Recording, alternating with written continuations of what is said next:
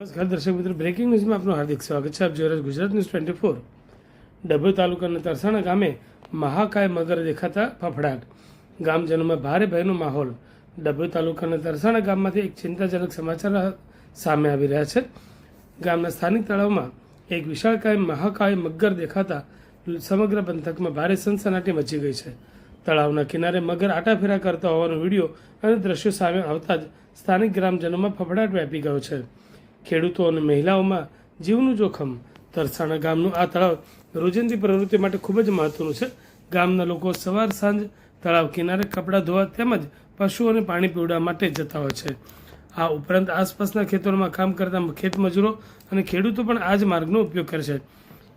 મગરના ડરના કારણે લોકો તળાવ કિનારે જતા પણ ડરી રહ્યા છે.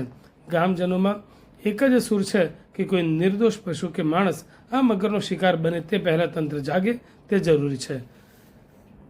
વર્તમાન પરિસ્થિતિમાં ભયનો માહોલ હોવાથી તળાવ કિનારે જતા કપડાં ધોતી મહિલાઓ અને ખેડૂતોમાં પણ ફફડાટ વ્યાપ્યો છે અને જાનમાલનું જોખમ હોવાનું માલુમ પડે છે.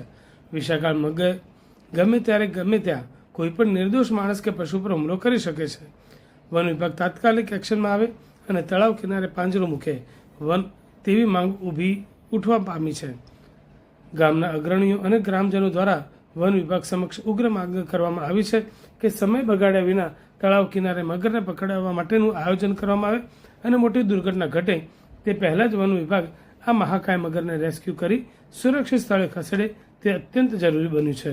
હવે જોવાનું એ રહેશે કે વન વિભાગ આ બાબતે કેટલી ગંભીરતા લે છે અને ક્યારે મગરને પાંજરે પૂરે છે.